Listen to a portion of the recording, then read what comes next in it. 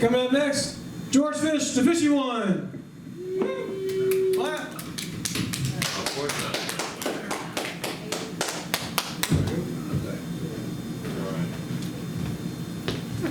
Yeah, I've had a hard life. You know, back during the 60s and 70s sexual revolution, I was a draft reject. You know, truly, I couldn't get laid to save my life. In fact, if my life had depended on getting laid, I would have been dead a long time ago. But you know, it was a rough childhood, really rough. You know, growing up Catholic, abusive parents, hellish Catholic schools, etc. You know, I was. Give you an idea how rough it was. I was 5 years old before I found out my name was George, not you asshole. But you know, certainly, truly, Catholic schools. You know, there was living hell, and really, what happened to me shouldn't have happened to a dog. In fact, it wouldn't have happened to a dog because a dog would have had more protection. ASPCA would have been out there, Humane Society would have been out there. But you know what? There is no American Society for the Prevention of Cruelty to Humans. There is also no Humane Society for kids.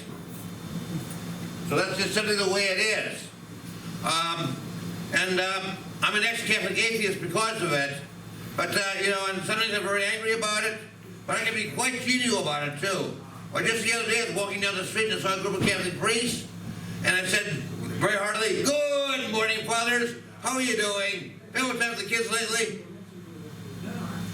And, you know, not destroying the Catholicism. There's this Catholic girl, 16 years old. World's hottest Jehovah.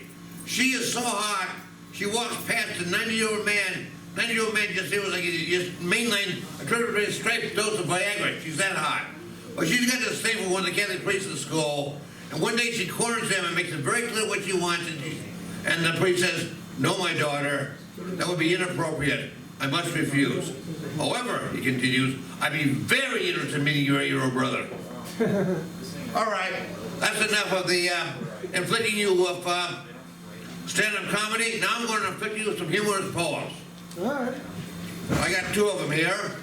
First of all, this was inspired by a poem that in my generation we all learned in junior high. Joyce Kilmer's poem, "A Poem Lovely as a Tree." Well, I've got a poem, take off on that, titled "A Poem Lovely as a Turd." I think that I have never heard a poem lovely as a turd. A turd that plucks right out of my ass, often accompanied by noxious gas. A turd, be it bull or horse, is a common expletive, of course. A turd like a recipient on the lawn reminds me of living pets now gone. A turd for a farm bird, not an owl, denotes pettiness, oh how foul. But while all God's creatures do make turds, a special breed politicians can make turds with words. So can clergy, so can liars. Their verbal turds will be fire. Yes, even God in heaven, whose social allegiance, can make turds. We call them religion. Poets make poetic turds, so gaily and so free. George Kilmer made a famous one, a turd about a tree. Turds are made so simple-mindedly, I made this one even blindly. Yes, even though turds are made by fools like me, they're also made by Sally, Dick, and let us never forget, even by thee. And another one, inspired again by my youth. Back in first grade, I heard a song, "Go tell that roadie, go tell that roadie, go tell that roadie, the old gray goose is dead." But what if you don't give a shit that the old gray goose is dead? You might write a poem like this, like I just did, which has the very arcane, highly symbolic title of "Go tell that roadie to fuck my ass." So here it goes. Who gives a fuck that the old gray goose is dead, Aunt Rodney? Who gives a fuck? The motherfucker's been around for what it seemed forever. It had to go sometime. So why are you bitching the old gray goose is dead? Did it ever occur to you it might be a good thing that the motherfucker's dead? Did you? No, you're just crying because your stupid bird is dead. Oh, fuck it, Aunt Rhodey. I'm glad the motherfucker's dead. It was a nasty motherfucker anyway, always honking and biting. So really, Aunt Rhodey, who really cares that the motherfucking old gray goose is dead? Not me, that's for damn sure. Wow, how about that? You know, I just don't want to say, I don't try to offend I just do it naturally. I know I should be more like my late mother, who hated people who gave offense, unless of course she was the one to give me the offense, and to hear her now from the grave. Well, if you can't say anything good about Adolf Hitler, don't say anything at all.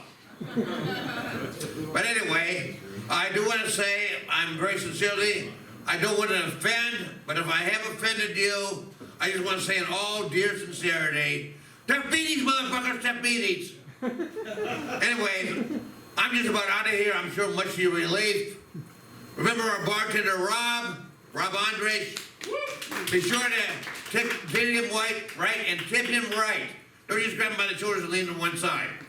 And by the way, also tell Rob, that from your heart you wish to say hi to his three brothers, beg, borrow, and steal. So, well, I guess I have offended on that one on the end. Well, that's too bad, tapetes, too bad. More tapetes, too bad, too bad, too bad. And on that note, I'm out of here.